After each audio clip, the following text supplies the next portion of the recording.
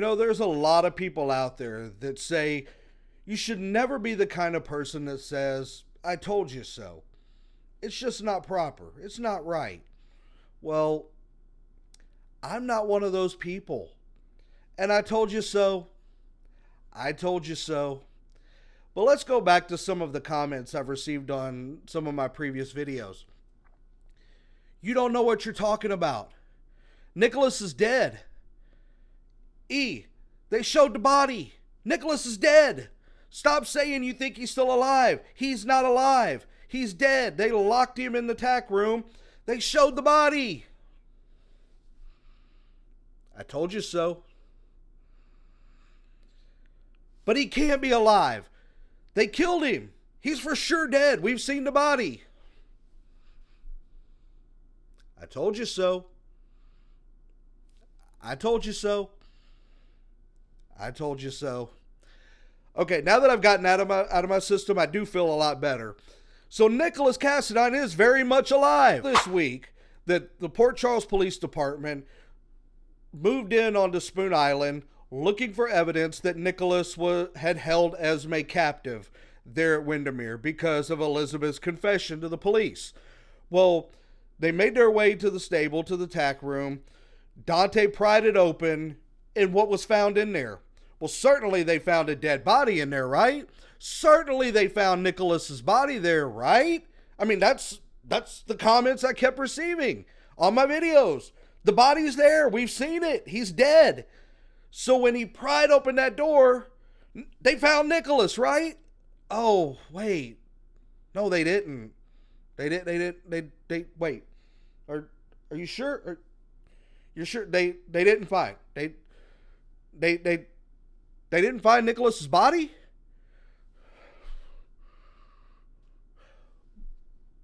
But I was the idiot that didn't know what I was talking about. Are we sure? We're sure they didn't, because we can replay it. No, you're positive. No.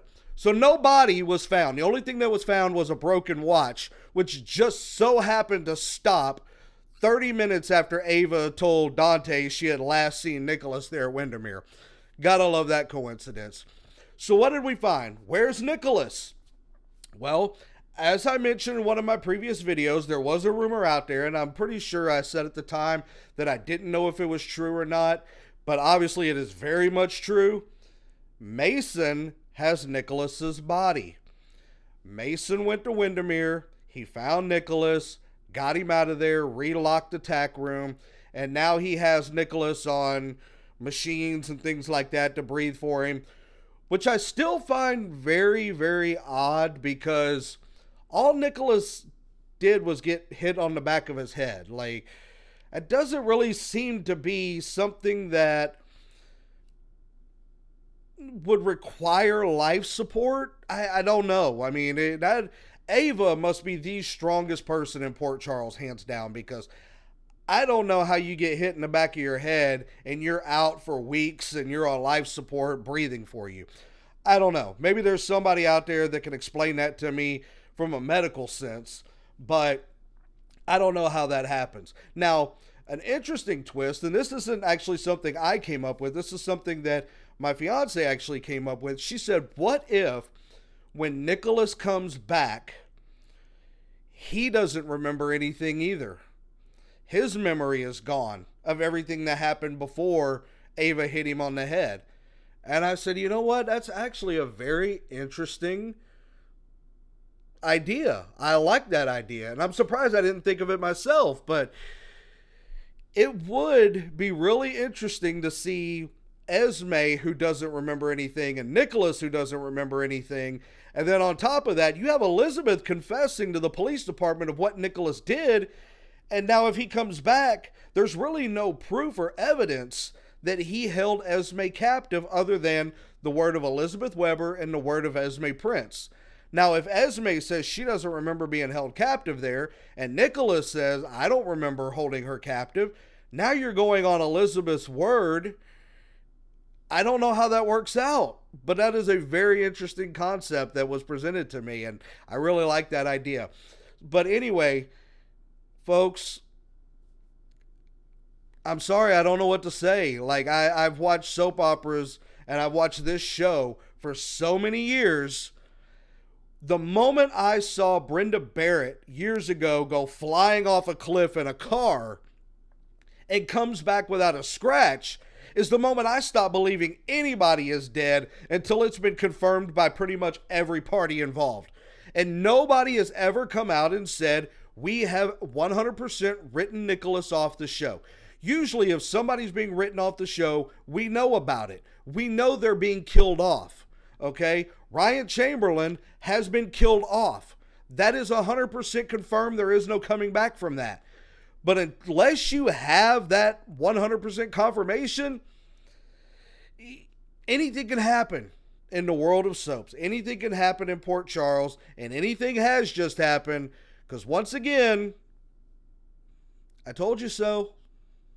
So we're going to start with Molly. Molly had a huge role this week. Love to see her back. A couple of thoughts I had about Molly this week. One, wasn't she just in law school 5 minutes ago? How did she go from law school to the assistant district attorney like that? No clerk, no being a law clerk for anybody, no being a lawyer, no trying cases, none of that. Just straight from, we started at the bottom, now we're here, pretty much. I mean, she comes in to do the work for Robert Scorpio, but how is she qualified to go from basically just graduating law school to being the assistant district attorney of this whole city of Port Charles all of a sudden? I don't know. But I will say this. I love seeing Molly in a business suit. Looked really good. Now, on another note, we found out later in the week, Molly might be pregnant. Christina, very annoying this week. I don't know why she thought she had any right to be grabbing the pregnancy test and waving it in front of everybody. But that's just how Christina is. She comes in like a wrecking ball. So Molly might be pregnant. At first, I actually had wrote down in my notes, Molly's pregnant. And then I had to change it up based on yesterday's show to, oh, no, scratch that out. Sam's pregnant. And then after today, it's like, Molly's pregnant. So she called TJ at the end of the show. We don't know what she's going to tell him. I hope she really doesn't tell him that she's pregnant over the phone. As somebody that has been through that on 3 separate occasions, that's not news you want to hear over the phone. No father, especially a first-time father, wants to find out through a phone call that your wife, or in this case, your domestic partner, is pregnant. You do that in person. And I guarantee you, TJ, as busy of a doctor as he is not too busy to find out that his domestic partner is pregnant. One other thing I've noted, and I think I've mentioned this before recently, why is everybody so suspicious of Austin hanging out at Wyndermere with Ava?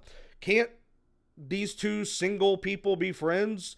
What if it's more? That's their business, right? Why is it every time the subject of Austin and Wyndermere is brought up, people are like, oh my God, we got to get to the bottom of why why was he at Wyndermere that night? Maybe him and Ava were getting it on. That's none of your business, Dante. That's none of your business. Anybody else in the town of Port Charles. Austin's a single guy. Ava's a single woman. They can be friends. They can be more. It doesn't matter. But you know what? It is none of anybody's business what Austin was doing at Wyndermere. Now, I will say this. I did notice one thing. When Curtis went to confront Jordan about Portia's secret coming out, he really kind of lashed out at her saying, how could you not tell me? How is it that Aunt Stella can know about this, but I can't? And I really feel like it was misdirected. It was not Jordan's place to say anything. It really wasn't. It wasn't Jordan's place. It wasn't Stella's place. Nobody had a right to say anything except Portia, who had every opportunity in the world to tell Curtis, hey, by the way, your future stepdaughter could actually be your biological daughter. And I also found it kind of weird that Trina is kind of being more standoffish now to Curtis. It's like, Curtis isn't the one that lied to her. Curtis isn't the one that hid anything from her. He got lied to just as much as Trina did. And I understand Trina's reaction of wanting to say, look, no matter what happens, Taggart is still my dad. That's the only father I grew up knowing. But I feel, as a father myself, I feel like there's just, it's hard to put into words, but I really kind of, I can almost put myself in Curtis's position. And I think about, okay, how would I feel if I found out that this young woman could have actually be my biological daughter? Like, I would want to know. And granted, props to Curtis for saying, look, I'm not going to force you. I do want to know, but I'm not going to push you to do a DNA test or anything like that. And I accept that Marcus will always be your father, and I'm not going to try to change that in any way. But definitely his reaction to Jordan, I felt, was very unwarranted. And it was misplaced anger, I think, at that moment. Now, Elizabeth thought she had some problems dealing with this whole mess with Esme. But she hasn't seen problems until she has to deal with Liesl Obrecht. Now, Liesl is going to go completely scorched earth on Elizabeth. And Scott, who tried his best to calm her down, found himself kind of in Liesl's crossfire as well, even though Scott actually brought up a good point. He told Liesl, look, even if Elizabeth had come forward and said, look, Esme is not the killer, she's not the hook, nobody would have had any way of knowing that it was actually Heather Weber. So they would be doing essentially the same thing, out there looking for who the hook killer is. So I get it. It makes sense. But I guess to a grieving mother like Liesl, somebody who, when she is wronged like that, whether it be real or perception, doesn't care about actual logic. She wants somebody to pay. Don't know if she's going to go full scorched earth on Elizabeth, but I guarantee you, Elizabeth Weber has made herself a big-time enemy. Now, was I the only one who found this dinner date between Sonny and Dex to just be absolutely adorable? I mean, I just felt like, okay, are you two dating at this point? Like, you know, he made dinner for you and, you know, I don't know. It's just kind of a weird thing. I think I get what they were trying to do. I think what they're trying to do is they're wanting Dex to see a different side of Sonny, to see him as more of a person, not as a target. And by Sonny kind of talking about his childhood and, you know, cooking and things like that, I think it's going to kind of make Dex think twice now, maybe. I don't know. But I think it was just kind of their way of humanizing Sonny to Dex. Now, on the other hand, Sonny apparently is still very suspicious of Dex. He shut him out of the meeting when it came to the pikeman shipment. When Sonny's other associate came in and they went into his office and they left Dex out in the restaurant. So I don't know what's going on there, but Dex kind of had that holy bleak moment where it was like, oh my God, if I don't find out more information, I don't have anything to feed Michael. If I don't know the when and the where and the how, I've got nothing. And then this shipment just goes off without a hitch and Sonny just goes on about his business. So it'll be interesting to see, but I just thought that was a really weird way of kind of creating that dynamic of humanity between Sonny and Dex. Again, it felt like they were on a dinner date. And we found out Willow is going to live. Willow has a match. It is Liesl Obrecht. She is going to get the bone marrow transplant.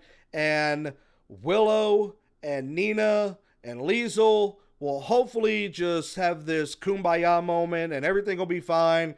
We know that's not going to happen. But anyway, Willow is going to live. And I know there's a lot of you out there who just can't stand Willow. And I get it. She is rather boring.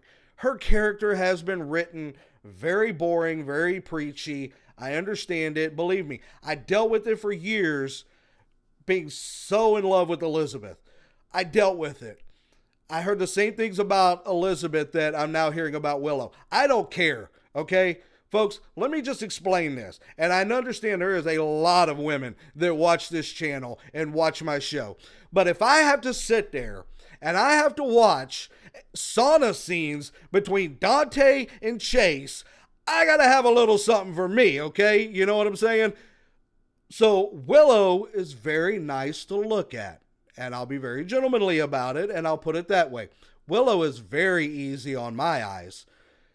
Don't let Maxie hear that, because she was on as well. And the moment she popped up on my screen, I was up out of my chair, just ecstatic. I love when Maxie's on. Love Maxie.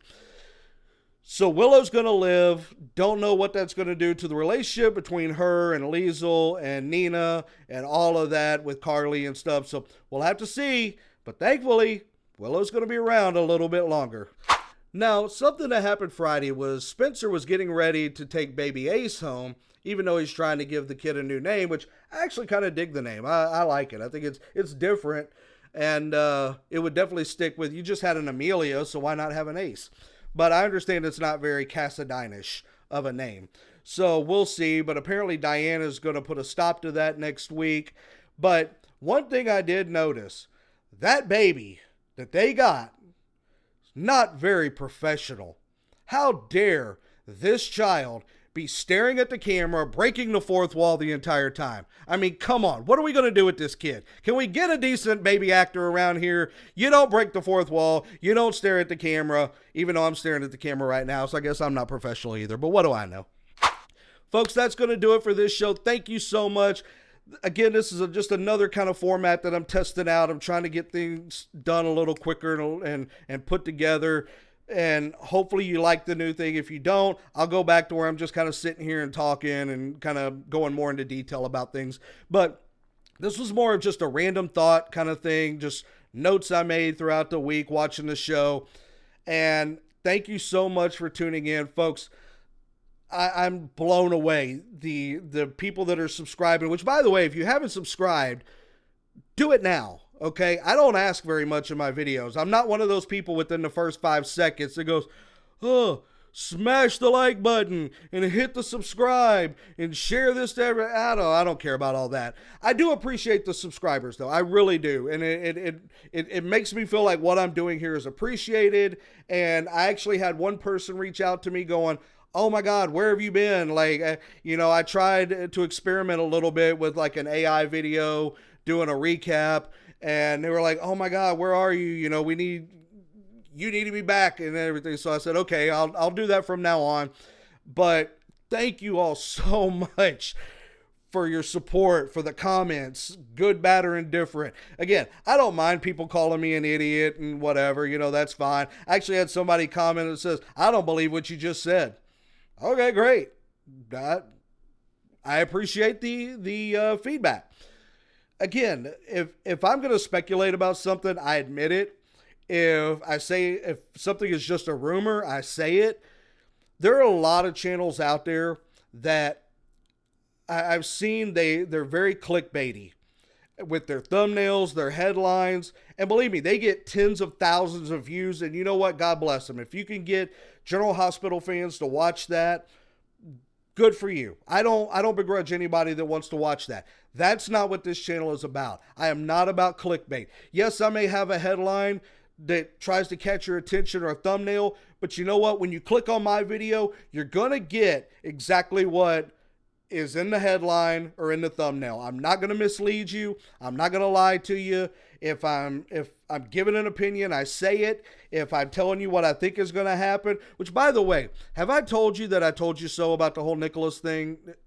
I told him earlier. Okay, good. Okay, so I'll tell you it's my opinion. I'll tell you if something is fact. I'll tell you if something's speculation or rumor or whatever. But folks, thank you so much. Thank you so much for watching these videos. It means the world to me. I love putting this stuff out for you. I love talking with every one of you about this great show that we all share and we watch and we're so engrossed in on a daily basis of our lives. It means so much to me. So folks, thank you so much.